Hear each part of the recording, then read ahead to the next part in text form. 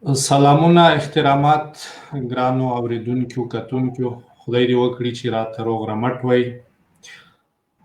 نن روغتیا خو یقینا نشته، د وطن غمونه تل بیا بیا اورو وینو یې. د کابل د پوهنتون غمیزه دا وړه نه ده، دا هم سیاسي یو لوی ګزار دی او ځوانانو هغه میندې هم بورې شوې ډېرې. خدای دې وکړي چې تسلیت هم ورته وایو ټولو ملګرو ته، خپلوانو ته. له دې نه یې پیل کوو، دا غمیزې به د ذهن سازۍ د لارې ورکوو. په زور او په توفنګ باندې ممکن چې هر څه ممکن نه وي. ځینې ځای کې به د توفنګ نه، د ټوپک نه کار اخلو، ځینې ځایونو کې به د عقل او د فکر نه کار اخلو. ټولو ته تسلیت وایو. نن په پروګرام کې زموږ سره مېلمه دی له پښتونخوا څخه شکور اپریدی صاحب. دی سیاسي فعال دی، په ډېرو شیانو یې نظر وي. د پښتنو د سیاسي مزاحمت لاسته راوړنې به یادې کړو. شکور صاحب خدای مو راوله، ستړي مه شئ. سلامونه او احترامات او کتونکو ته هم سلامونه او ښې چارې. پیل یې د پوهنتون نه کوو. اپریدی صاحب د پوهنتون دغه غمیزه به په کومو الفاظو کې تاسو وغندئ، بیا به مخکې پروګرام شروع کوو. ډېره مننه. غمیز باندې نه ده، غټې غټې غمیزې وشوې، خو دا غمیزه یو ځانګړی حیثیت لري. ستا په ښوونځي باندې، په پوهنتون باندې، په سکول باندې دا کومه حمله چې ده، دا ظاهره ده دا د ستا په فکر او دانش باندې حمله ده. دا په کوزه پښتونخوا کې مونږ وکته چې په ای پی ایس باندې وشوه، په ولی خان پوهنتون باندې وشوه، او اوس د کابل نن دا غمیزه مونږ ولیده. هغه ځوانان رونه خویندې چې هغه ژوبل شوي دي او شهیدان شوي دي، د هغوی کورنو سره مونږ غمرازي کوو او تسلیت ورکوو. موخه خو د دشمن همدغه ده چې کوم دا روښان انده او روښان فکره زمونږ ځوانان دي او کوم ځوانان مکتب ته ځي، ښوونځو ته ځي، چې دا ډسکریج کی، دا کې دونه زیات شي او فکر طرف ته کمزوري کړی شي. که کوشش د دوی دا دی چې دا کومه د طالبانو په لاس باندې دا پروژه دوی را روانه کړې ده، لومړی مجاهدین، بیا طالبان، بیا پکې نور ګروپونه هم راننوتل. کوشش هم دا دی چې پښتون افغان دا د دنیا ته داسې وحشي وښیي چې دا وحشي دی، دا غیر مهذبه دی، دا په ژوند ژواک باندې نه پوهیږي، دا د دې جدید نړۍ سره سم قدم نشي ایښودی. او بل دا دی چې کوم د طالبانو بیانیه ده چې طالبان حکومت کله راغلو نو هغوی په ښوونځو باندې پابندي ولګوله، ویې تړله، او خاص کر په ځانګړې توګه چې کوم د جینکو او د زنانو پوهنتونونه او سکولونه هغه یې بند کړل. هغه که مونږ په افغانستان کې ګورو او که بیا په دا فاټ او سوات کې چې کوم طالبان راغلي نو د دوی بنیادي موخه همدا وه چې کوم د تعلیم او د شعور کومه لاره ده دا مونږ وتړو. نو دا خو د دښمن موخه ده، مشر کشر سر په خلاصي. خو زمون کوشش به همدای چې پوهنتونونه به کولاوي، سکولونه به کولاوي، نور سکولونه، ښوونځي دا به جوړو، او دا چې کوم د تشدد دا په مونږ باندې راتپي او دوی غواړي چې مونږ دوی ته سرنډر شو، نو سرنډر کیږو به وطنه. دا خپله بیانیه او دا خپل چې کوم مزاحمت دی دا به مونږ جاري ساتو، مخ په وړاندې به بوځو. درست، ډېر ښه. سیاسي تحریکونه د مزاحمت تحریکونه په دې خاوره چلیدلي دي. د انګریز د وختونو نه دلته سپین ږیري مشران اخته او مزاحمتي تحریکونه یې چلولي دي. په دې خبره باندې مخکې مجلس کوو. تاسو که پس منظر کې شاته لاړ شئ، څنګه یې وینئ لاسته راوړنې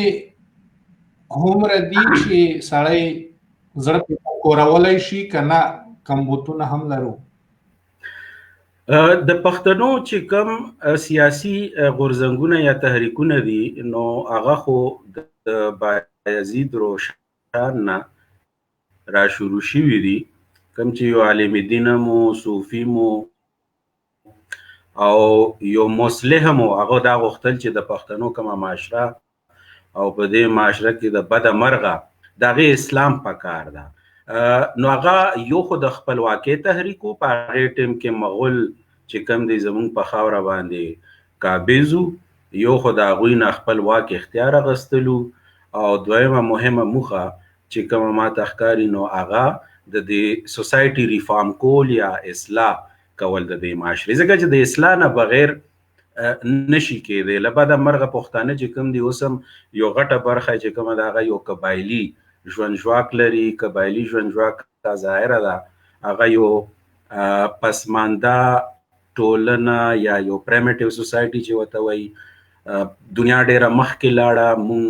د قبایلي ټولنیز چې کوم زمونږ ژوند دی له بده مرغه او ډیر حد پورې دا په مونږ باندې تپل شوی دی. کله چې پښتون افغان وطن دا تقسیمیږي او د دې زور ماتیږي او امان الله خان چې کوم دی کوشش کوي چې اصلاحات راولي او یو جدید ریاست جوړ کړی شي، نو داغه مخنیونه کیږي. باچا خان چې دا کوشش کوي چې دا معاشره چې کومه دا ټولنه چې کومه د اصلاح وشي او د تعلیم او تربیت د لارې وشي، او کم تشدد چې زمونږ په معاشره کې دی له بده مرغه د هغې تشدد په وجه باندې کومې ستونزې بیا مونږ ته رامخې شوي دي، د هغې نه مونږ راووځو او جدیدیت طرف ته راشو، یو قوم زمونږ نه جوړ شي. ځکه چې قبایل اکثر د هغوی چې کومه یو قامي وحدت دی هغه هغسې نه وي لکه کم چې یو جدید ریاست چې ته کله به را جوړې او د هغه دپاره کم قامي وحدت تا ته پکاري نو هغه له بده مرغه هغسې نه. نو په دې باندې پیر روخان هم پوهېدو، په دې باندې امان الله خان هم پوهېدو، په دې باندې باچا خان او صمد خان اچکزی هم پوهېدل. هغوی بیا خپلې منډې تړلې هڅې کړي دي. دا همغه تحریکونه او غورځنګونه دي چې کله میرویس نیکه د مشرانه کړی ده، کله احمد شاه بابا راپورته شوی دی او د لوی افغانستان او جدید افغانستان چې نن مونږ سره دی د دې بنسټ ایښی دی. او بیا مونږ راشو جدید دور ته، دلته امان الله خان او بیا باچا خان په کوزه پښتونخوا کې او صمد خان اچکزی دوی د انګریز خلاف او د برطانوي سامراج چې دی د هغې خلاف دوی مزاحمت کوي او بیا د پرله پسې د پاکستان چې را جوړیږي، د پاکستان نه پس چې زمونږ دا تحریک دی قامي تحریک دی دا هر څو که د انګریز نه بیا د پاکستان چې کم فشار دی، چونکې پاکستان په خپله یو فاشیست ریاست دی، نو د ده چې کم فشار د پښتون افغان وطن کلر دی کبر دی یا د انګریز نم سیوا شو، خو د هغې نه باوجود زه به وایم چې غټه لاسته راوړنه د پښتنو چې کوم سیاسي مزاحمت دی یا سټرګل دی یا مومنټ دی، په هغې کې مختلف پړاوونو باندې مونږ دا ذکر هم وکړو اجمالي غوندې، غټه لاسته راوړنه یې دا کړې ده چې دا کم فکر دی سوچ دی د قامي وحدت او د قام یا قامي حافظه را ژوندي کول یا د لر او بر دا بیانیه دا مونږ د لاس نه نه ده ورکړې، دا زمونږ په حافظه کې ژوندی ده. نو ماته خو د ټولو نه غټه چې کومه لاسته راوړنه ده دا ښکاري. باقي نور بیا جزئیات به ډسکس کو مخکې په پروګرام کې. لکه یعنی ډیری ځوانان موږ په معترض شکل کې هم وینو، یعنی اعتراض کوونکي دي که نه، هغه که شاته ځو د امان الله خان خپل دغه شته پلویان یې شته، البته چې انتقاد پرې لري هغه هم شته دی. همدغسې بیا د خان عبدالغفار خان بابا، د صمد خان بابا، د دې ټولو خپل ځای نکات هم لري. یعنی څومره لوی 80 میلیونه خلک دي، ولې تر نن ورځې موږ یو جدید ریاست نه لرو؟ هغه په افغانستان کې هم موږ خپلواک 100% نه لرو، هلته هم پردیو دغه ته ناست روزۍ ته ناست.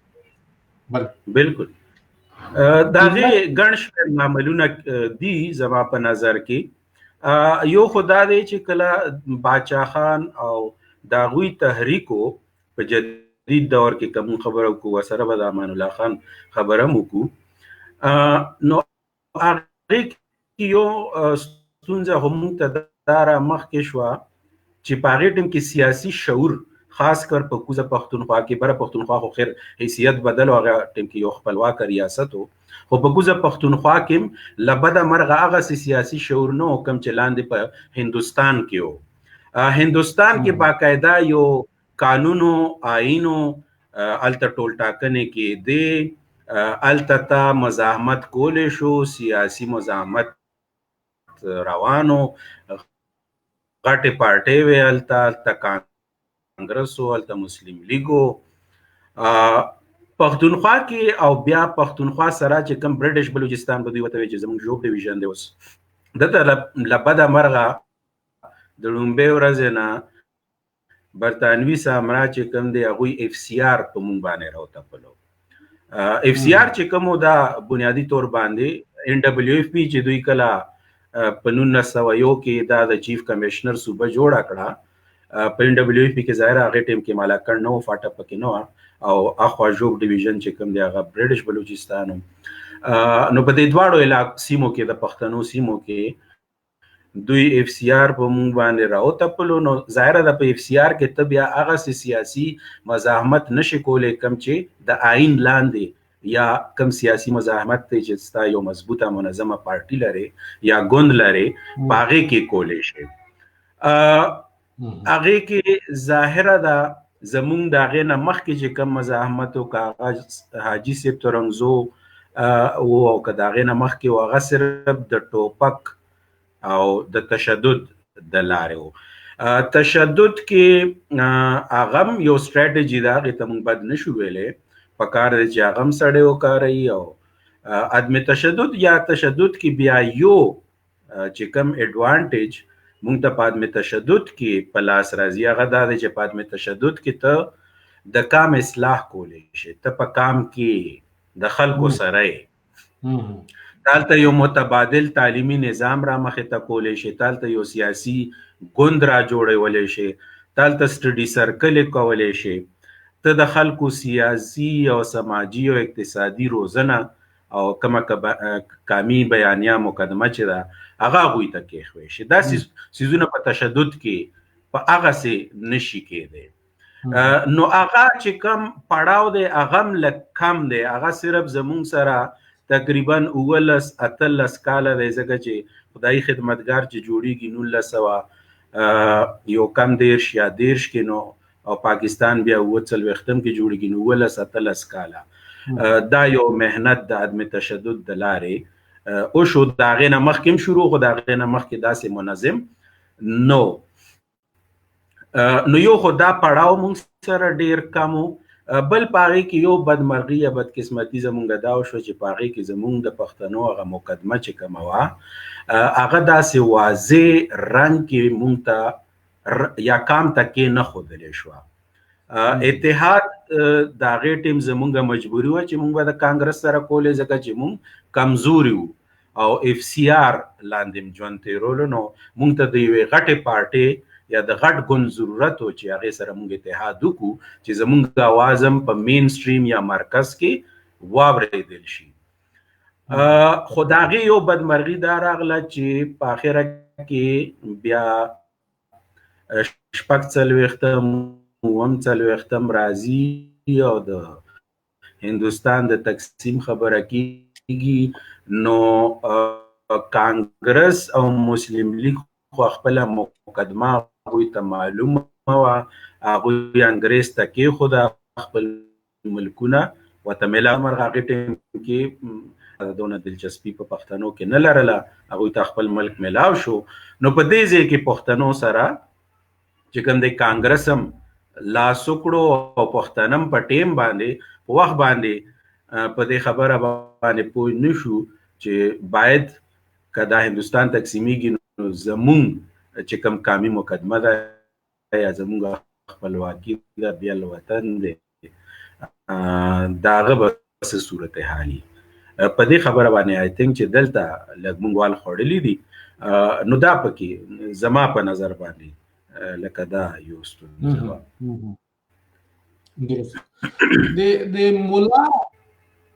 د مولا یا مولایزم یا د دین پلوه خلکو هغوی په دې لاسته راوړنو کې هم برخه لري د پښتنو په دې ویشوالي کې په دې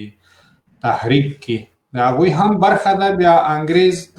اخري وختونو کې فکر کمخواري کړې ده چې هغه د پښتنو د مرکز نه بیل کړي، یعنی دوی ته یو بیل تشخص ورکړي. دا کار بیا پاکستاني اسټابلیشمنټ کړی دی که نه دا هماغه وخت کې انګریز کړی دی؟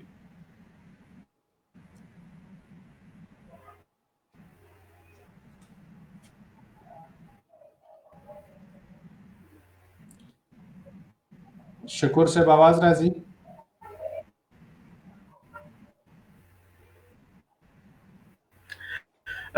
د دې چې کوم پیل شوی و د انګریز په دور کې شوی و. انګریز چې کله پېښور ونیو د سیکهانو نه او بیا په 1993 کې ډیورنډ کرښه راښکله. راځي ستاسو ما आवाज تاسو ته صفا راځي؟ او صحیح دی، تاسو خبره کوئ. زما आवाज اورئ؟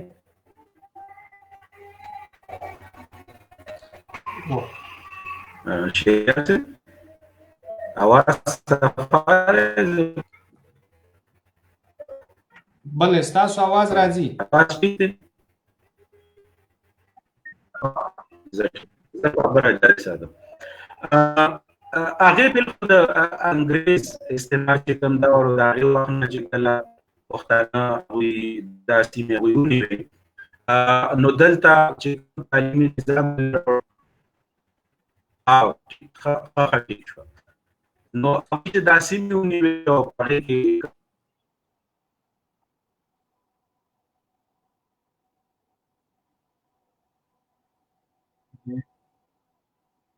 افریدي صاحب سره زموږ رابطه قطع شوه،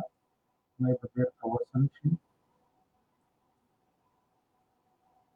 افریدي صاحب به راځي بېرته. د دوی انټرنیټ کې فکر کوم یو څه پرابلم شته دی. زموږ یعنې د سیاسي مزاحمت لاسته راوړنې باندې افریدي صاحب موږ ته خبرې کوي. څومره نن موږ میوه خورو. بله افریدي صاحب وصل شو.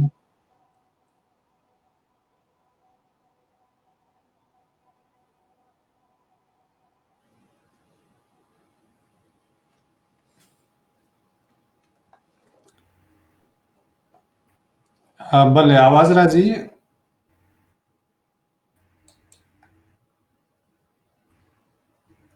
شکور صاحب आवाज راځي؟ بالکل صفا دی आवाज تاسو. ښه आवाज په کور کې که نور ډیوایس خلاص وي کولی شئ چې ورته ووایئ یو څه وخت لپاره یې بند کړي چې ستاسو انټرنیټ قوي شي. ممکن نه نور اوس ډیوایس نشته. سمه ده. بله د انګریز وخت کې د ملا او د عام پښتون په منځ کې فاصله پیدا شوه. بله ښه هغه فاصله داسې پیدا شوه که د پښتنو کوم دا سیاسي مزاحمت او طریقونه مونږ راواله نو مونږ ته ګڼ شمېر داسې کامپاله ملتپاله مولیان یا عالمان ښکاري چې هغوی د پښتنو مشرانه کړې ده. کړومبه غورزنګ دی د بایزید روشان او د هغې نه مخکې بیا راشو مونږ د انګریز دور ته. نو دلته حاجي صاحب تورنزو، اډې مولا پاونده، فقیري پی، دا ټول مذهبي شعرا آزادول غوښتل. نو یو مولیان خو دا و چې مولیان نه دي کوم چې خرڅ شوي دي، بل مولیان هغه دي چې هغه خرڅ شوي وو له بده مرغه، چې د هغې باقاعده اوس لیستونه هم لکه د انګریزانو ښه خبره دا ده چې کومو مولیانو ته یا کومو خلکو ته دلته به هغوی پیسې ورکولې نو هغه ډاکومنټ دوی ډي کلاسیفاید کي د څه وخت نه پس، نو هغه بیا خلک کتی شي برټش لایبرري او نور هغه کې، او ډیرو خلکو په کتابونو کې بیا هغه سیزونه چې کم دي ښودلیم دي چې هغه د هر مولا د هر پیر بیا خپل ریټو چې دا مولا چې کم دی د فالوور سونه دي یا د سونه حیثیت لري په خپل ټولنه کې په خپل علاقه کې، نو په هغې حساب باندې هغه ته به پیسې ملاوي دي. نو زیاته یو غټه ستونزه مونږ ته دا وه چې زمونږ مولا چې کوم دی هغه هم له بده مرغه د ډیرو نورو خلکو سره هغه هم د برټش چې کوم سامراج دی یا استعماریت دی د هغې دپاره استعمال شو، هغه اوسه پورې استعمالیږي هغه چې کوم بنسټ دوی ایښی دی. خو بل طرف ته په کار نه ده چې مونږ د هغو ملایانو د هغې عالمانو رول هیر کو کوم چې قامپاله او ملت پاله او کوم چې د وطن او هغه دپاره قربانۍ ورکړي دي یا اوس هم ورکوي. اوس هم مونږ سره په پښتون ژغورنه غورځنګ کې شته دی، مولیان را سره شته دی، ملت پاله مولیان، پوهه مولیان، هغه په د هر څه کیسه او لوبه باندې پوه دي. په لر او بر کې داسې عالمان له ښه مرغه مونږ لرو، وله بده مرغه ګڼ شمېر تعداد د طالبانو په شکل کې یا چې کم انتها پسند فرقواریت او دې باندې یقین لري، نو هغه مولیان دي چې کوم د دشمن کومه موخه د مرام دی یا د هغوی بیانیه د هغه مخې ته وړي. نو د دې چې کوم آغاز وکړي دا خو د برطانوي استعماریت نه شوی و او د هغې بیا ډېر غټ په لویه کچه باندې چې کوم استعمال دی هغه د پاکستان ریاست وکړو په لر او بر دواړو کې. درست. د یو دغه پوښتنه کوي ملګری چې د کانګرس په چوکاټ کې زموږ قامي مقدمه وه، په کانګرس کې چې موږ زم کېدو زموږ کومه څرګنده مقدمه وه؟ څرګنده دې ته ما وختي مې اشاره وکړه، هغه یو سیاسي اتحاد و زما په خیال په هغې کې زموږ مقدمه هغسې څرګنده نه وه. مونږ د کانګرس چې کومه بیانیه وه یا کانګرس چې کومه غوښتنه وه د اکند بھارت چې هندوستان به نه تقسیمیږي، نو همغه بیانیه زمونږ هم وه. مقدمه له بده مرغه زمونږ واضح نه وه دغه، او هغه ستونزه او د هغې په وجه باندې تر نن ورځه پورې د هغې چې کوم هغه بد اغېز دی یا کم ستونزې دي د هغې سره اوس هم مخامخ. درست. او بل صاحب د ځان دفاع ته دا به ورکوټي پوښتنه ډېره به نه اوږده، د ځان دفاع ته خو موږ تشدد نه شو ویلی که نه، د ځان دفاع فرض ده. په دې عدم تشدد خو دا خبره نه وه، ځان دفاع بالکل هغه ستا فرض دی. بل عدم تشدد چې کوم دی، عدم تشدد مطلق یا مقصد دا نه دی چې تشدد به نه کیږي، تشدد به خامخا ریاست کوي. ته به تشدد د خپلو ورکرانو کم فعالین چې دي د ستا د هغوی تربیت کوي چې هغه تشدد هم زغملی شي، بل د هغې تشدد په بدل کې ته پکار دی چې د خپل چې کوم استعماري طاقت دی هغه ته یو اخلاقي شکست ورکړي. نړیوال قوتونه هم ګوري چې دا خلک مهذب دي، دا ترهګر نه دي، دا د فکر او د سوچ او د علم والا خلک دي، خو د هغې نه او د دوی چې کم غوښتنې دي نو هغه هم غلطې نه دي، هغه خو ستا یو سیلف ډیټرمینیشن چې کم دی هغه، او بیا په یو فیډرل چې کم سیټ اپ دی زمونږ خو پاکستان خو یو فیډرل ریاست دی، په فیډرل ریاست کې لکه مونږ د سوشل کنټریکټ یا عمراني معاهده باندې بم خیر خبره وکړو پاره کې باید چې مونږ د عمراني معاهده یا نوې عمراني معاهده مطالبه یا غوښتنه مونږ کوو چې پاره کې یو غوښتنه دا موشي چې کوم سیلف ډیټرمینیشن دی هغه زما حق دی نو د عدم تشدد د لارې ته د سیلف ډیټرمینیشن چې کوم خبره ده هغه مخکې کې خوده شي دنیا ته او هغه د ستا حق دی نو او بل په دې کې باید چې موږ دا خبره هم په ذهن کې وساتو چې په دنیا کې ډېر د عدم تشدد چې کوم تحریکونه وونو د هغې سره د هغوی به ورسره د تشددم یا وسلواله مبارزه هم کوله که هغه د افریقې د نیلسن منډیلا موږ تحریک راوالو که هغه توریان چې کوم دي بلیک چې کوم دي په امریکا کې نو هغه ملکم ایکس چې کوم دی هغه باقاعده وسلواله مبارزه هم کوله مارټن لوتر کینګ چې کوم دی هغه سولیزه مبارزه کوله نو دا خو سټریټجی ده پکار دی ته کتا ته زمینه برابر ای نو ته دواړه چلاو دواړه خبرې دي په عدم تشدد باندې ته د خپل خلکو د خپل کام چې کوم دی روزنه کولای شي سیاسي سماجی او کوم چې دوی هغه دي دا روزنه کولای شي ستا یو سیاسي ګوند به هغه به دستا مقدمت دي هغه به یو ډالمي ستا چې کوم وسلواله مبارزه یا کوم ګوند ستا مسلواله مبارزه کوي دا غي د لپاره به هغه یو ډالمي ده هغه بم چې کوم دی اډوکیټ کوي دا غوي کیس بم چې کوم دی هغه احکي وړاندې کوي دنیا ته چې د خلکو ټوپک راغسته دي نو دا خو د دوی مجبوری ده لکه اوس بلوچ یا مثال په دوګه پښتون ټوپک راوالي نو تبا لکه کم چې وسلوال تحریک ته هغه خو په هغه طریقه باندې خپل مقدمت نړۍ ته نشي کېږي لکه څنګه چې د عدم تشدد د لارې په هغه عدم تشدد کې وستا ډایسپورا می تا چې په اروپا کې امریکا کې کومه ډایسپورا ناشته ده نو هغه به د هغې تینک ټینک سره د هغې میډیا سره د هغې د بشري حقونو کم تنظیمونه سازمانونه وي دومدې وسلواله مبارزې چې کم څوک کوي د دوی مقدمه به هلته هغوی کوي هغوی ته به مخې ته درست زه یو شي ته ډېر حیرانېږم اپریدی صاحب سمه ده لاسته راوړنې لرو مبارزه شوې ده اما نن ورځ په ډېره سپین سترګۍ باندې پاکستانی ریاست زما او ستا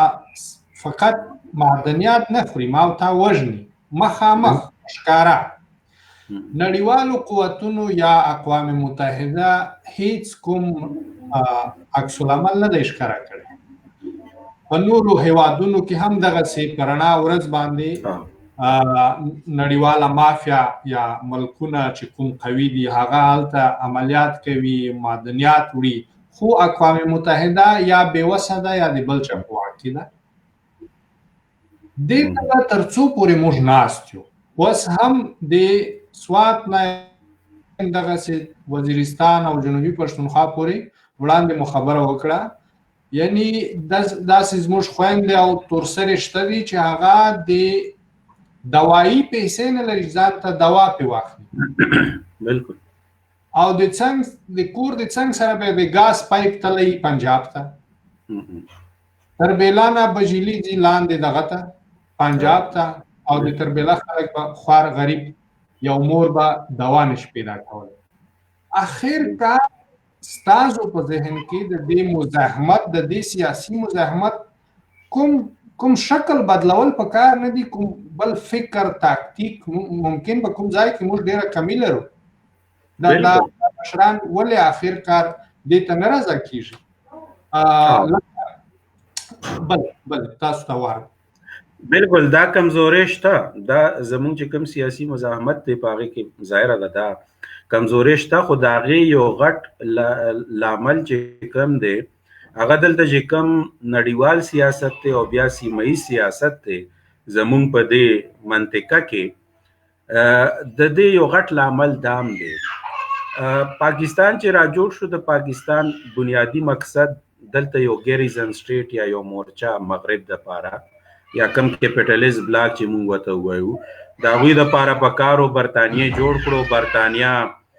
بیا په 1945 یا 1940 کې برټنوټ کې یو نیو ورلد آرډر نړیوال چې کوم یو آرډر دی د امریکای او برتانیې ملاقات کیږي او د هغوی پر رضا باندې یو نړیوال آرډر چې کوم دی مخې ته راځي او په هغې نړیوال آرډر کې ظاهره ده هغوی ته دا نه وي چې دوی کوم ریاستونه پرېښودل چې هغه پاکستان هم و هغه بیا په کومه طریقه باندې چې دوی د میډل ایسټ تقسیم کړو یا نوره نړۍ تقسیم کړه او نوي ملکونه یې را جوړ کړل نو د دې ټولو ریاستونو دوی ته ضرورت او د دوی د جغرافیا یا د کومې کرښې چې دوی د قانونو په منځ کې راښکلي وي د دې دوی ته ضرورت و دلته د روس خلاف دوی ته ظاهره ده پته ده چې افغانستان یو کمزوری هیواد دی یو ټرایبل کنفیډریسي ده هغه به د هغې مخ ته نشي ودرېدی نو د هغې په ځای دوی ته یو بل ریاست پکارو یو بفر زون ورته پکارو همدا خبره محمد علي جناح چې کوم دی ړومبی چې پاکستان جوړ شو یا میاشتې نه وه پوره یو ژورنالیسټه وه د امریکې هغه ته انټرویو اخلي هغه په لایف میګزین کې نو هغه محمد علي جناح ورته همدا وایي چې مونږ د کومه آزاده نړۍ چې ده کیپیټلیست بلاک د دوی دپاره د یو فرنټیر حیثیت لرو چې اخو افغانستان دی هغه دی روس دی کوم چې د دوی دښمن دی په دې نوي ورلډ آرډر کې چې کوم را جوړ شو د هټلر او د جرمني نه بعد او دې خوا صرف چې مونږ یو جدید ریاست نو هغه په مخه کې وته مونږ پراته یو نو امریکې ته به زمونږ ډېر زیات ضرورت دی او هغې ټیم کې چې څونه برټش افسرانو په سیول سروس کې او په ملیټري کې پاکستان کې ډېر وخت پورې بیا انګریزان جرنیلان او بیوروکراسي کې نو دوی ورته وایي چې تاسو به د خپل فوج د بودیجه چې کومه دا به نه کموئ بلکې مونږ به د امریکې سره تاسو تروکو نو امریکا به تاسو ته لاس امداد درکوي نو یو لامل خو دا و چې دلته که مونږ هر څومره چیغې والې او هر څومره آواز هم پورته کولی چې زمونږ سیلف ډیټرمینیشن چې کم دی هغه مونږ ته نه دی میلاو شوی او هغه زمونږ بنیادي حق دی یا دا وطن چې کم زمونږ تقسیم شوی دی نو هغه خو ظاهره ده یو ان یا ملګري ملتونه یا امریکې برطانیې هغوی دا غږ نه اورېدو او هغه یې قصدن نه اورېدو بیا که ته راځې نو سیټو او سینټو کېږي په 50 لسیزه کې او بیا د افغان جنګ چې کوم دی دلته شروع کېږي نو په هغې کې بیا د دې ملکونو چې کوم دي سټریټیجیک اپټیوز او هغه پاکستان ضرورت و د هغوی دپاره نو په هغې کې پاکستان که په افغانستان کې هر څه کول او که په پښتونخوا کې هر څه کول په هغې باندې چې کومه نوره نړۍ د هغې پې او یو ان هغوی پې سترګې پټې کړې او اوسه پورې پې پټې کړي دي ځکه چې وار آن ټیرر کې یو ځل بیا دوی ته د پاکستان ضرورت شو پاکستان د پښتون او افغان د نړۍ ته داسې ورمخامخ کړو چې دا طالبان ټول پښتانه دي او هر پښتون چې کوم دی د طالب مایند سیټ لري او دا تراګر دي قبایل دي ویشیان دي دا یو ریشل پروفایلینګ هغوی دپاره وشو بل طرف ته زمونږ داسې استازي نه وو په یورپ کې په انټرنیشنل میډیا کې په تینک ټینک سره په امریکا کې چې زمونږ بیانیه هغه یې هغوی ته وړی وی چې مونږ څه وایو مونږ څوک یو او څنګه خلک یو نو هغه بالکل سبسایډډ او یو طرف ته پاتې شوه او د پاکستان چې کومه بیانیه ده هغه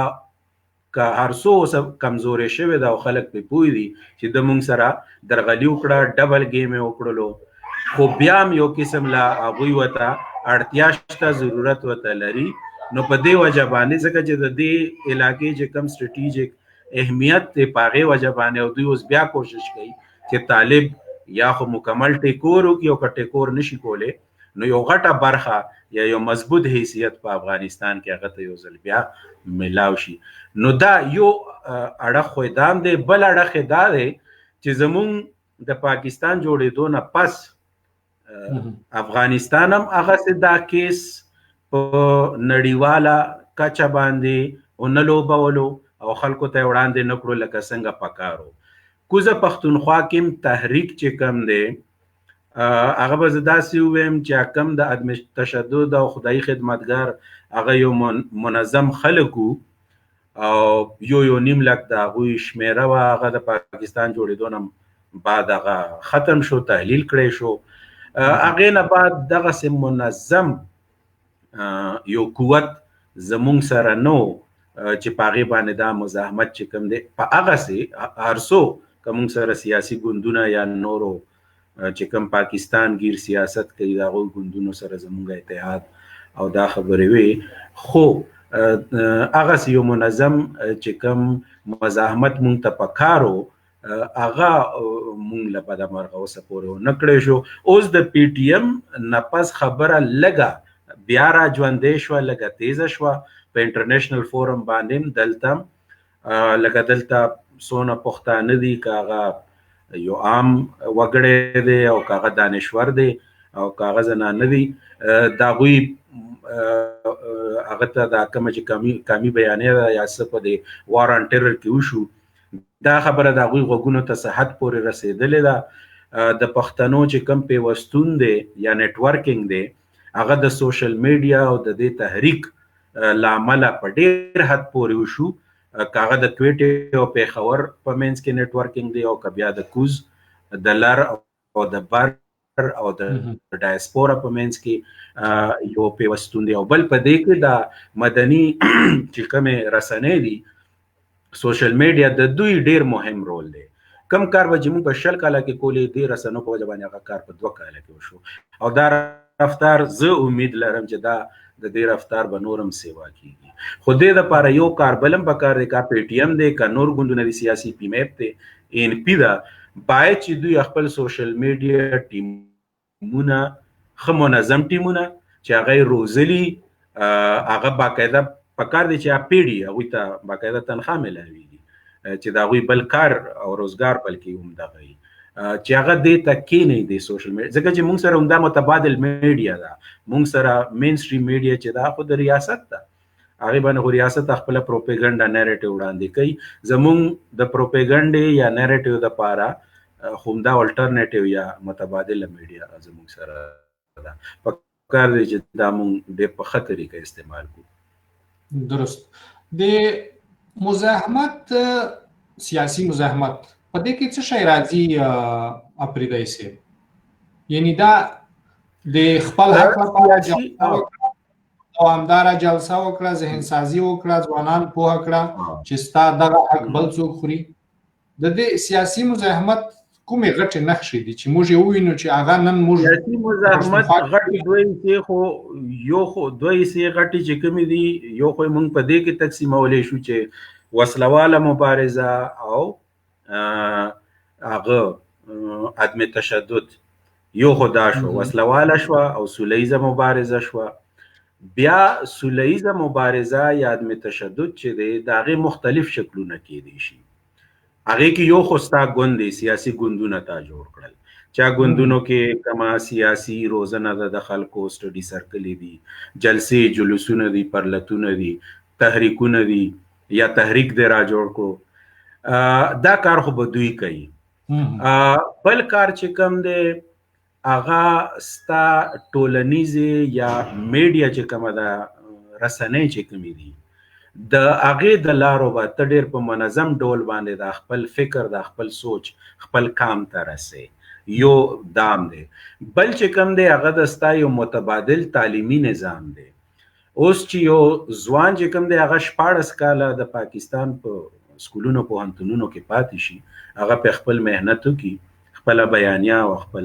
سوچ او فکر د هغه په مازغو کې واچوي، نو 14 کاله پس که هغه باندې ته ډېره خواري وکړي ډېر مشکله ده چې هغه به ته لارې ته راولي. ښه خبره دا ده چې تا سره خپل هم یو متبادل تعلیمي نظام هم په هغې باندې هم ته کار وکړي. څونه چې زمونږ سیاسي ګوندونه دي یا تحریکونه د ټولو ته پکار دی د ان پي دې وخت کې څه لږ ډېر د باچا خان چې کوم یو تحریک شروع کړی و هغې کې متبادل تعلیمي نظام و، د هغې لاندې څه سکولونه شته دی، دا سکولونه پکار دی چې موږ نور هم دا پراخه کړو، دا پروژه همداسې پی میپ پی ټي ایم دوی ته هم پکار دی چې دې ځای ته راشي، سوشل میډیا خبره هم مخکې وکړه نو دا ټول سیزونه دي بل یو اقتصادي بڼم ده ستا چې کوم وسایل لوټ کیږي نو دا د وسایلو چې کومه بیانیه ده دا زموږ د سیاست نه بالکل غیبه ده اوس کته ډیر د سیاسي ګوندونو یا نور مشران یا ډیر فعالین دي هغوی سره کینو نه په خپلم ډیر حد پورې د خپل وسایلو نه خبر نه دي نو یو په دې باندې ریسرچ او تحقیق پکار دی تاسو سره ټیکنیکل خلک په یونیورسيټو کې نور پی ایچ ډی کسان په جیولوژي کې پاغه کې چې د کوم مقام دا دی هغه تاسو سره شته دی په دې باندې باید تلیکم وکړي دا باید په جلسو جلوسونو څنګه ستا متبادل میډیا چې کوم ستا سره یا کوم متبادل ایجوکیشن سیستم ته راوړي پاغه کې په دې ټولو کې پکار دی چې د دې ذکر وشي بل دستا کلتورم دی ځکه چې دستا یو چې کم موخه ده دستا د دښمن نو هغه دام د چې ستا کلتور ستا تهذیب پاغه باندې مارو کی ځکه چې دا هغه موخه بنیادی موخه خدا ده چې دستا آیډنټیټي هغه تحلیل کی ستا بنیادی شناخت چې نو هغه شناخت کې وستا کلتورم راځي ستا جبم راځي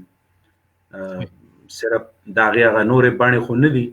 نو تبا د خپل جبه او د کلتور د پاره موسیقي د پاره تاریخ د پاره په دې باندې ظاهره د کار کوي لکه او سیاسي لاستراوړنې موږ خو وینو چې زموږ نه اوبه پنجاب وړي زموږ نه ګیس پنجاب وړي زموږ نه د وزیرستان د سوات معدنیات پنجاب وړي پښکارا پرنا ورځ چې کوم شکل د مزاحمت زموږ تر نن ورځې دی زه جنگ نه یادوم بل کوم تاکتیکونه دي چې د غیر مسلح لارې نه هغه خپل کړي ځوانان یا ګوندونه څه ډول ولې چې کوم د شکل کې خموش څه ونه لیدل یعنی لاندې روان یو بره نه ځو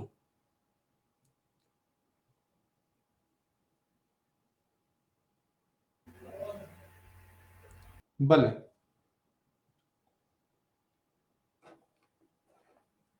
اپریدای سے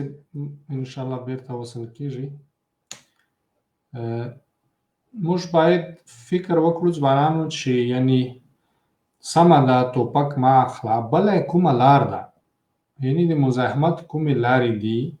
په دې باندې باید پوهان موږ خو ډېر واړه دغه خلک یو پوهان مشران باید په دې باندې فکر وکړي چې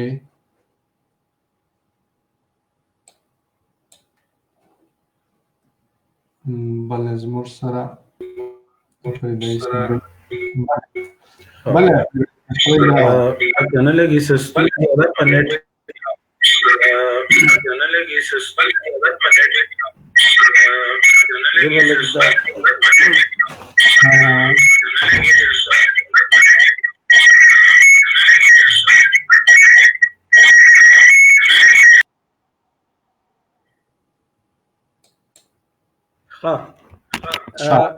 نو غږ زما سفر او تاسو आवाज راځي تاسو په ټلیفون کې اوري هغه پروګرام دی بند ځکه هغه دلته بیا شور کوي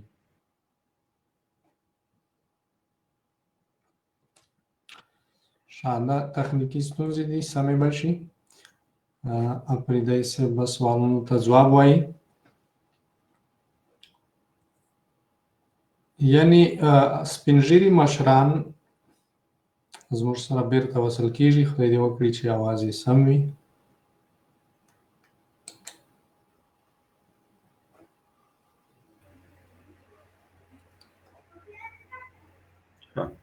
بله اپریدای صاحب आवाज راځي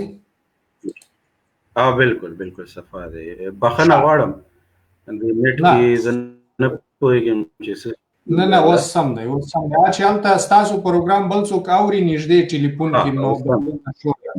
ښه یعنی موږ خو پټولی نه شو اوس خو میډیا ده هر څه ښکاره دي تصویرونه یې موږ وینو چې په کومو لاریو کې زموږ معدنیات وړل کېږي که نه په کومه لاره ګاز نالونه تللي دي د پټولو خبره نه ده یعنی کوم د مزاحمت شکل ته تغییر ورکول امکان لري جنگ نه یادوم بل او په سیاسي بڼه باندې کوم چې د سیاست د لارې دی نو د هغې خو بنیادي چې کومه لاره ده هغه خو سیاسي ګوندونه یا پارلمان د لارې یا د نوې عمراني معاهده یا سوشل کانټریکټ د ریاست نه غوښتل د سیاست د لارې خو موږ دا کولی شو ځکه چې دا موجوده چې کم آئین دی او کم سیټ اپ دی فیډرل په نوم خو دا فیډرل دی خو په دې کې زیات اختیارات اوس هم د مرکزی حکومت سره دی او مرکزی حکومت د پنجاب یو ایکسټنشن دی دویمه خبره دا ده چې دا کم جمهوریت دی نو دا جمهوریت میجورټیرین ډیموکراسي یعنی چې د چا اکثریت دی د کم کام نو واک اختیار به دا وی سره دی هغه ظاهره ده د پنجاب اکثریت سیوا دی نو حکومت به دا وی راځي کبرای نام د سند نه چرته د پی پی پی حکومت راځي خو هغه به د پنجاب د خوخه فیصله کوي دا غنه بغیر نشي کوي ځکه چې الته ملټری اسټابلیشمنت او سیویل اسټابلیشمنت دا ټول د پنجاب دی بیوروکراسي او فوج نه یادوم کنه هم دا څه وسره کو سپریم کورټ واچم نو دا یو غټه ستونزه ده په دې باندې وکړ بنیادی مسله هم دا ده چې تبا یو نوې سوشل کانټریکټ چې کوم دی دا غي مطالبه د ریاست نه خامخا کې ځکه چې په دې چې کم فیډرل سیستم دی په دې کې دا کم وسیلې چې کمی دي یا زیرمې دي قدرتي دا د ستا لاس ته نشي راتلی ولې نشي راتلی بنیادی مسله د پنجاب ده پنجاب چونکې 12 کروڑه یعنی د 50% نه زیات آبادی د پاکستان لري الته قدرتي چې کم وسایل یا زیرمې دي هغه نشته او په د پنجاب د بهر نه دی یا کشمیر نه دی یا د پښتونخوا نه دی یا د شمالي علاقې چې دوی وته وایي د دې نه دی نو پنجاب د پاره دا بیا ضروری ده چې دا کم قانون دی دا خپلواکي تر لاسه نه کې یا دا د لاندې پاتې شي چې دا د دوی کوم زیرمې وسایل دي دا د خپل پرمختیا د پاره او د ډیولپمنٹ د پاره او کاروي ځکه چې دا وسایل که د پنجاب د لاس نزی کما چې بجلی دا ډیره ارزانه ده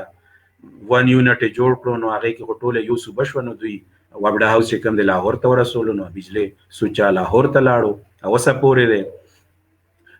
التا چې کوم د دوی وته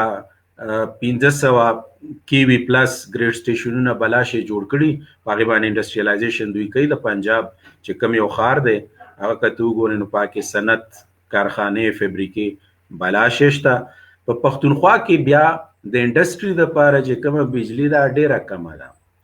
یا 500 کیوی چې کم ګریډ دی یو بنیادی ضرورت دی اب پښتونخوا کې یوم نشته په پنجاب کې یو لس کا دولس دي نو دا غي په وجه باندې انډستریالایزیشن په پښتونخوا کې نشي کېده بل دستا د بانکونو نه کوم قرضې ملاويږي نو دا غي چې کم کمپیریزن کوی نو هغه اکثر زی پنجاب ته بیا یو غټه حصہ سنتا بلوچستان او کی پی ته چراشه نو حالت به 1% 2% دا سبا صرف ملاويږي هغه یو بل عمل دی کمه کارخانه چې پنجاب کې جوړې شوې نو هغه ته را مټیریل هغه ته ضرورت نو هغه را مټیریل یا هغه د پاره چې کمه ګیس او بجلی پکار ده نو هغه بلوچستان او پښتونخوا کې ده نو هغه هم ظاهر ده پنجاب باندې غواړي چې یو داسې سوشل کانټریکټ وشي چې پاره کې د ټولو قومونو ته خپلواکي یا صوبایي خودمختاري ملاوي شي نو پاره کې یو غټ خند پنجاب دی خو اوس دا کم چې تحریک را روان دی پی ډی ایم په نوم پاکستان ډیموکراټک موومنت په دې کې یو کوشش چې پښتانه کمپاله ګوندونه پاغي پویم دی او کوشش دوی شروع کړم دی پاره کې پکار دی چې د خپل بیانیه مونږ په ډیر زوراوره طریقه باندې د خلکو تکیدو بل کوشش پکې دا پکار دی چې سیویلین سوپریمسی چې سونه کې دی شي او فوج خپل عیني حد پورې محدودول ځکه چې زمونږ بنیادی ستونزه د فوج سره ده د فوج سره مونږ سره نشو کولای چې یو ځل دا واک اختیار سیاسي خلکو تراشي نو سیاسي خلکو نتب یا د خپل صوبایي خودمختاري او بیا د غینه مخکې پرمختګ چي نو دا بیا ته کولای شي نو دا یو الکوي چې سیاست څه شي دی یا سیاست کې چې کوم بنیادی ستا مخي ګولزي نو هغه ظاهره د هغې دپاره به غیر مستقیمه لاره ته لټې، په مستقیمه لاره ته نشي ورتلی. نو یو غیر مستقیمه لاره همدا ده چې ته سیویلین سوپریمسي، یو نوې سوشل کانټریکټ چې کوم دی، او یو لوز فیډریشن چې په هغې کې د مرکز سره کم اختیارات، یو دوه درې چې کوم بنیادي څیزونه دي هغه ورته پرېږدی، او نور ټول اختیارات تا سره په صوبایي لیول باندې تا سره یي، که هغه د ستا تعلیمي کم نظام دی او هغې ته کم کریکولم ډیولپ کول دي، او که هغه ستا بیوروکراسي ده، او که هغه د ستا بنیادي چې کم وسایل دي، زیرمې دي، دا ټول دا بنیادي څیزونه باید د ستا په لاس کې. درست. یو خو دا نظر دی اپریدی صاحب چې سمه ده دغه ملتپاله ګوندونه د پنجابي ملتپاله ګوندونو سره یو ځای بالفرض پوځ یې په شا وتمبولو. آیا پنجابي سرمایه‌دار به دې ته تیار شي چې سبا ستا سره دا خبرې ومني چې کني نوې عمراني معاهده دې وشي چې تر څو حقوق بلوڅو او پښتنو ته ورسي؟ هغه به تیارېږي نه، د هغوی خپلې موخې او اهداف دي. یا ټیک ده، هغه به دې ته تیار شي چې سیویلین سوپریمسي دی، آئین چې کوم دی هغه به سوپریمي، فیډریشن چې کوم دی په هغې کې به صوبو ته لږ ډېر اختیارات ملاو شي، چې په هغې کې ډېر حد پورې مسلم لیګ نون تیار هم دی هغې ته. او کوم 18 آئیني ترمیم چې کېدو، د پښتونخوا نوم بدلېدو، هر څوک هغوی بیا ورپسې د خیبر د هغه ولګوله، همداسې ورته نه راضي کېدل. خو په هغې کې هغه 18 آئیني ترمیم کې مسلم لیګ نون هم تیار شو. نو سیاسي خلک چې کوم دي د هغوی سره بیا خبره کېدی شي، هغوی خلاف بیا ته یو سیاسي مزاحمت یا هغه دې ته مجبورول چې هغه د ستا کم هغه دي موخې دي، د ستا کمې غوښتنې دي، هغه در سره سټیپ وایز ومني. اوس دا ممکنه نه ده، دا کم پی ډي ایم چې رامخې ته شو چې دا به بیخي دا فوج به په یو ځای باندې دوی په شا کي، او سیویلین سوپریمسي به راشي، او نوې سوشل کانټریکټ یا هغې ته به راشو، یا په دې موجوده آئین کې به چې کوم دی که نه دې صوبو ته ډېر اختیارات ملاو شي. دا دونه وړې خبرې نه دي، په دې باندې به ډېر لکه وخت لګي، او موږ ته یو اوږد مزل په دې باندې پروت دی. خو کم از کم چې دا فوز د دې ځای نه اخوا شي، اوس زمونږ چې کوم انډاکټرینیشن یا برین واشنګ یا ذهن سازي د یوت کېږي، هغه پوځي اسټیبلیشمنټ یې کوي، ایجنسیان یې کوي. ایجنسیان چې دا رول د هغوی نه موږ واخلو، دا سیاسي حکومت سره شي. نو سیاسي حکومت بیا داسې نشي کولی چې هغې کې مرکز سره دونه اختیارات نه وي، ډېر د صوبې سره وي. بل سیاسي حکومت ظاهره د هغه بیا د تراګر ډلې او دې تراګر ډلو باندې دا پښتانه چې غربۍ ډبۍ او دا وطن یې پې وران ویجاړ کو، دې څیز نه به مونږ خلاص شو. دا لکه آسان نه دی، دا یو اوږد مزل دی. خو هسې زه یو خبره کوم چې د دې یو لیاره دا ده، سیاسي لیاره ده، چې د سیویلین سوپریمسي راشي، نو کم از کم دا څیزونه چې د فوز د لاس نه لاړ شي، یو طالب چې ختم شي،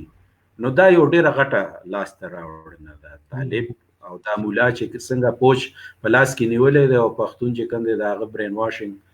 ذهن سازي پې کوي، او د هغه نه یې ټوپک په لاس کې ورکړی چې کشمیر ته ځه او افغانستان ته ځه خپل ورور وژنه. دا چې ختم شي، دا هم ډېره غټه خبره. بیا ته ډېر څه کولی شي چې صرف د طالب نه خلاص شي. صحیح. دې پروګرام به هم راغونډو دې ځوانانو ته چې په پښتونخوا کې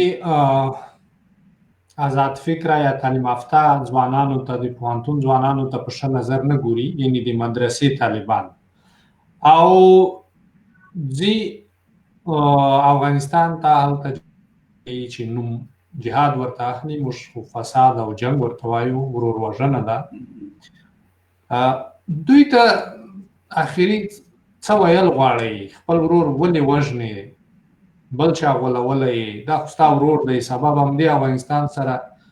ته به شریک یې، خدای دې وکړي دا درواغو کرښې ورکې شي، همدغه به د کاروباري دغه به د ژوند وي نو دوی ته څه ویل غواړي د ځوانانو طالبانو ته دوی ته خو به زه بنیادي خبره همدا وکړم چې که د پښتون پروفایلینګ شوی دی او پښتون په ټوله دنیا کې پاکستانی ریاست بدنام کړی دی نو د هغې نه زیات بدنام بیا طالب ته او ملا ته ستا ګیره او ستا پګړی ستا مدرسه په ټوله دنیا کې دا ټوله دنیا کې چې موږ اسلاموفوبیا دا وینو او څونه یو نفرت دی او څونه د مذهبي خلک او جماعتونه او مدرسې بدنام شوي دي بل دا ترهګرۍ چې کوم دا هغه وچلېدو نو په دې کې ترهګر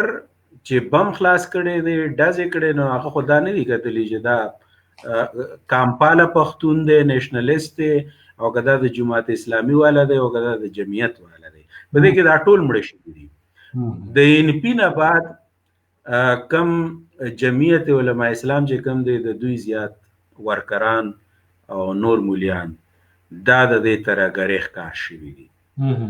نو د دې ترهګرۍ زه به د طالبانو ته مولیانو ته دا وایم چې د دې ترهګرۍ ښکار صرف زه نه یم عام پښتون نه دی ټول پښتانه دي که هغه مذهبي دی او که هغه سیکولر دی او که هغه نیشنلیست دی او که هغه څه بل څه فکر سوچ لري بل د ستا جماعت مدرسه هم پرې نه ښوده ستا په جماعت او مدرسه کې دماکه کیږي او که نه کیږي هغه بدنام شو او که نه شو ټیک ده بل ته وایي چې دا هر څه زه د اسلام په نوم باندې کومه اسلام په نوم باندې بالکل نه دي دا کومې مدرسې او دا فکر چې را جوړ شوی دی د دې لپاره فنډونه امریکې او سعودي عرب ورکړي دي د یو اویا تر واتیا پورې په 14 کاله کې 22,000 مدرسې دوی جوړې کړي دي د دې افراطیت خورولو لپاره وهابیزم خورولو لپاره او دا غینه چې بیا څوک مولیان پیدا شي هغوی نور جماعتونه او مدرسې جوړې کړي دي نو دا خو د هغې یو تسلسل دی بل که پاکستان د وی چې دا اسلامي ریاست دی یا اسلام په نوم باندې جوړ دی بالکل نه دی جوړ اسلامي ریاست بالکل نه دی چې کم ړومبی د قانون وزیر نو هندو جوګیندرناتھ منډل نو آیا یو هندو به شریعت نافذ کولی په دې ریاست کې بل غټه خبره ده چې دا کومې پروژې او دا جهادونه چې دی ورته وي دا د چا په پیسو ده وکړل همغه غرب همغه امریکا د هغې په لاس باندې وکړي چې ته ورته کافر وې ته د هغې خلاف جهاد کې ستا امارت اسلامي د چا په لاس باندې امریکې ونړوله د پاکستان په لاس د نیټو ټول سامانونه لاجسټیک په کومه اډې چا ورکړې وي ښه دا پاکستان چې اسلامي ملک دی نو د چین سره وړې اړیکې ساتي په چین کې یو غور چې کم دی په هغې باندې مذهبي پابندي دي هغه جماعت نشي جوړولی نشي کولی ګیره نشي پرېښوی روژه نشي ساتلی د هغوی لکه کنسنټریشن کیمپونه یې جوړ کړي چې د هغوی نه بالکل دا مذهب هیر کړي او بل طرف ته یې راواړئ جماعتونو کې لکه تا ته به وایي چې روس کمیونست دی کافر دی ایمان نه لري او هغه چې بیا دلته راشي دا به کوي نو هغه روس خو نن د پاکستان ډېر ښه ملګری دی هغه روس خو هغه چیراټ ته راوستو په کم چیراټ کې به چې دا مجاهدین امریکې CIA او ISI ټرین کول هغې چیراټ کې ورسره فوجي مشقونه کوي پاکستان د دې روس دا روس اوس پیسې ورکوي فنډونه ورکوي طالبانو ته چې امریکایان مړه کوي دې روس ته د پاکستان جرنیلان اوس ټریننګ ته ځي امریکا کې په پابندي ولګېده اوس روس ته ځي دې روس جرنیلانې د میرانشاه او د میرالي بازارونو ته راوستل او هغه کنډرات یې ورښودل چې دا لکه څنګه وکړل نو اوس خو پاکستان د دوو کمیونست ریاستونو یو روس او بل چین د هغوی په بلاک کې دی نو دا څنګه د اسلام په نوم باندې جهاد او دا څنګه د پاکستان چې کوم د اسلامي ریاست دی ریاستونه چې کوم دي دا خپل قومي ګټې لري نیشنل انټرست د هغوی دپاره هغوی چې کوم دی د اسلام نوم هم استعمالوي هر څه کوي هر څه پاکستان هم داسې وکړل کله چې د روس نه ګټي د روس ملګری کله چې د چین نه ګټي د چین ملګری دی کله چې د امریکې نه ګټي د امریکې ملګری دی بیا یې دښمن شي ځکه چې د ستا قومي مفادات چې کوم دي نیشنل انټرست هغه پرمننټ دي هغه مستقل دي او نور د ستا دوست دشمن هغه بدلیږي هغه د ستا د قومي ګټو په بنیاد باندې بدلیږي کم ملک چې ستا د کامی ګټو په لار کې خنډ دی دا ستا دشمن دی کم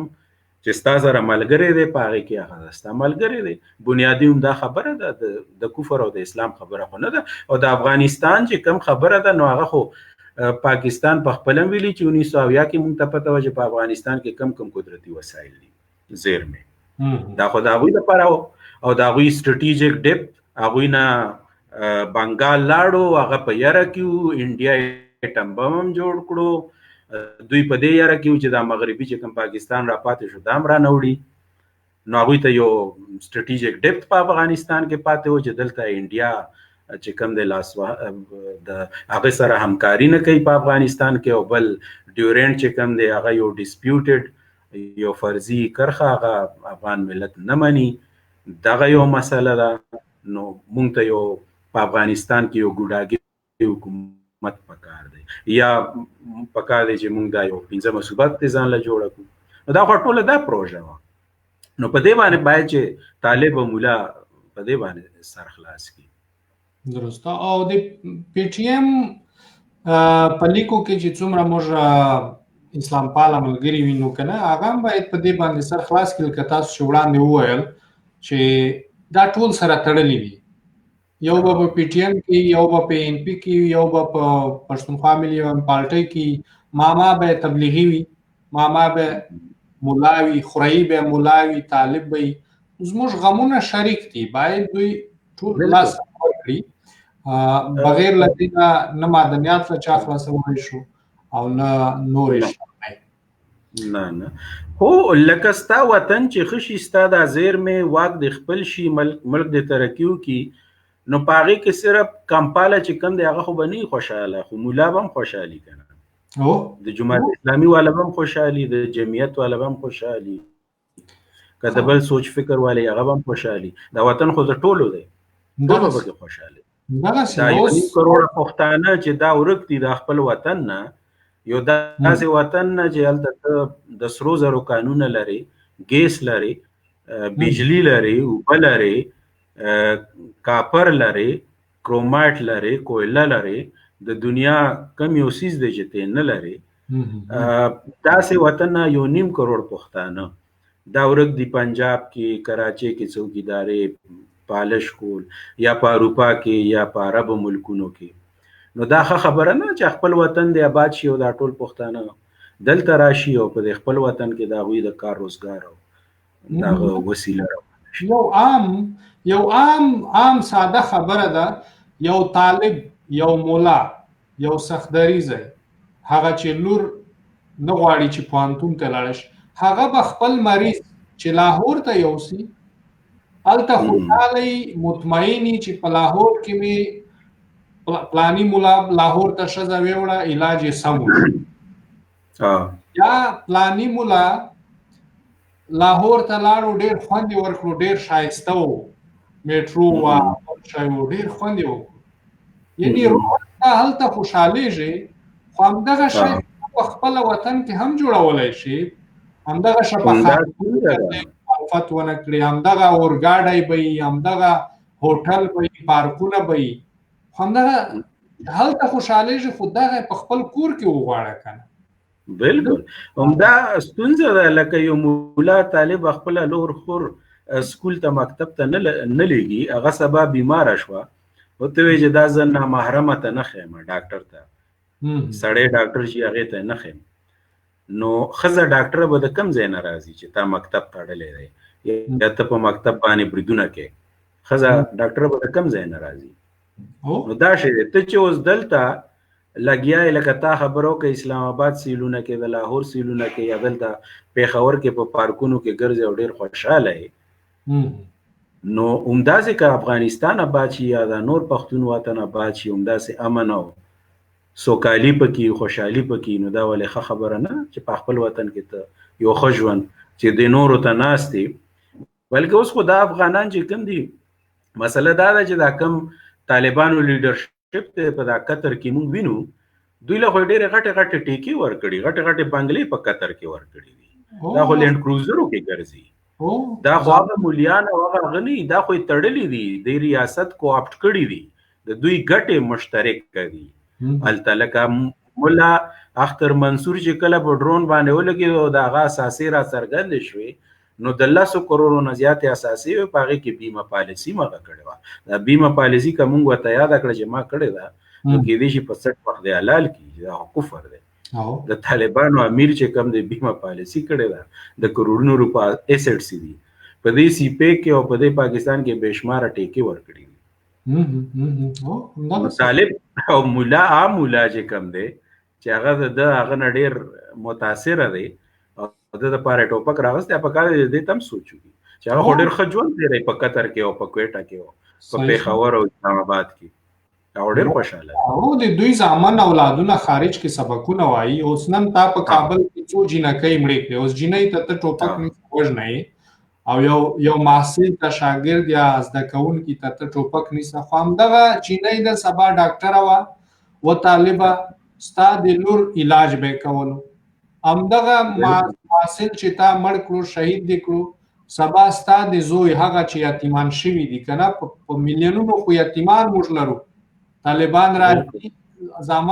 د زامنو بوج خو یې په دولت پاتې دی د دولت تر غاړې دی دا غټه ستونزه ده که ستا ریاست را جوړېږي نو دا د هیومن سیکورټي یا د انساني تحفظ یو غټه ستونزې سره به ته مخامخ یې ځکه چې د ستا د 100 لکو نه زیاتې کونډې رنډې لري ته د 15 لکه ماشومان لري چې هغه بې پلاره دي د هغوی د ګټې ګوټې څوک نشته نو که د ستا ریاست را جوړېږي نو دا یو غټ چیلنج به هغه ته وي او دا ته لګیا یې نور وجنې نور ماشومان چې کوم د یتیمان کوي نور زنانه کونډې رنډې کوي نو دا سلسله به اخري لکه په کم ځای باندې ودرېږي ډېر او دغسې ده او آیا دا لکه دا کوم درست خدای دې وکړي خواري به کوو چې نوی کول نوي ځوانان په دې باندې پوه شي چې که زه طالب یم افغان سرتیری وژنم نو خپل ورور مې مړ کړو او خدای دې دغسې وخت راولي هلته سرتیری مجبور دی خلک وایي سرتیري ولې دغه وژني وایي ملي اردو ولې طالبان وژني خو ته خو یو سړي ته ورځې وژنې نو هغه خو د ځان دفاع کې حتما یو څه کوي کنې د هغوی خو بدې نه درنه راځي راشه همدې افغانستان کې شریک افغانستان دی یو کور دی ولې به ورانو خو ته مې ورور نه ته په لیاره کلاو ده لکه اوس دلته ته چې کېنې مولانا فضل الرحمن ته پوښتنه وکړې چې په افغانستان کې وسلواله مبارزه یا دا جنگ یا دا طالب چې وته جهاد وی فساد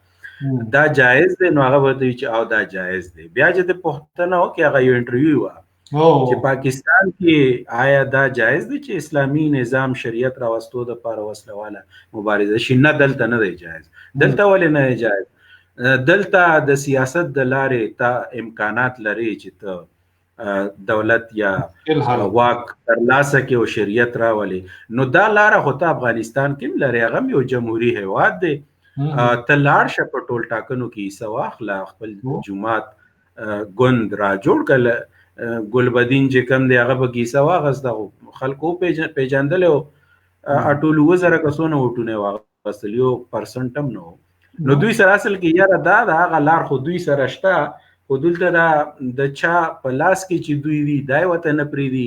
بل دوی په دې پوه دي که په دې ټول ټاکنو کې یو سیاسي د عمل ته مونږ راغلو نو په سیاسي لاره باندې واک او اختیار چې کوم دی دا مونږ نشو ترلاسه کولی مونږ ته څوک ووټ نه راکوي خلک اوس دونه ساده یا کمکل نه دي چې مونږ منتخب کړي نو دلته د دوی ستونزه دا ده نو دا ستونزه خو په پاکستان کې د جماعت اسلامي یو جمعیت هغوی ته خو څوک ووټ نه ورکوي دا لږ څه به یې چې ګټل دا خو په دوی جنسو رحم و کرم په دې باندې نو ته چې دلته بیا روان نه دی دا جنګ نو هلته بیا څنګه روا دی درست تنکي ځوانان تنکي طالبان باید په دې باندې ځان پوه کړي دا ګټې چې شریکې دي دا خو د غټانو شریکې دي چې په دغه کې قطر کې ناست یا په پاکستان کې ناست هغه ملایان بل دې ته دې وګوري چې سمیع الحق د طالبانو پلار به وته ویل داغه مدرسې دا ټولو نه زیات د طالبانو لیډرشپ مشرتابه او نور دا پیدا کړي د 1900 نه د په دې پروژه باندې کار کوي هغه سمیع الحق چې د دوی ته خپل مقصد پوره شو نه څنګه ته مړ کړو آی په بهریا ټاون کې د تمړ کړو چې پار ځای کې کیمرې لګېدلې دي د هغې نه باوجود چې کوم دی د هغې کس معلوم نه شو نه ته نن تلی شي نه اف آی آر درج کولی شي نه د هغه کیس پرسو کولی شي دې حد ته یې راوستلی او مړي ځکه کړو هغه سره ډېر معلومات و سبا به یې خبرې کړې وای چې دا خو خبرې به هم کړې وې او کیدای شي هغه داسې خبرې پکې راغلي چې هغه نور د دې سيزونو په حق کې نه وي یا هغه ویلې چې سولې بهیر طرف ته ځو سوله راولو دا خبرې په ذهن کې او هغه دوی نه غوښتل. درست. مننه زیاته شکر اپریدای صاحب چې وخت مو راکړی او خوشاله مننه زیاته بیا به مجلسونه کوو خدای دې وکړي چې تاسو سره وخت واوسي. ډېره مننه. سلام خوشاله اوسئ. ډېره مننه. مننه ملګرو جوړ اوسئ راته صحتمند اوسئ د کابل شهیدانو ته د پوهنتون شهیدانو ته بیا هم کورنۍ ته تسلیت ډېره لویه غمیزه ده اما د کابل د امنیت په شعبه کې باید دولتي چارواکي مشران ډېر ژور فکر وکړي چې څنګه تغییر راولي ولې چې ډېری په پیسو په کیسو باندې په خپلوۍ باندې هلته بیخي تنکي ځوانان دي او د ډېرې غټې ذمهوارۍ ورکړي دي نو دا خو رشخند دی دا غم به یوازې د غریب په کور نه وي سبا به ستا په کور هم وي غټو مشرانو دا غم تاسو ته هم در روان دی دا اور دی دا به ستا کور ته هم درځي. مننه د لوی او هوسا افغانستان په هیله خدای دې وکړي چې زموږ سیاسي مزاحمت ډېرې لاسته راوړنې ولري. په خدای مو سپارمه ښه شپه.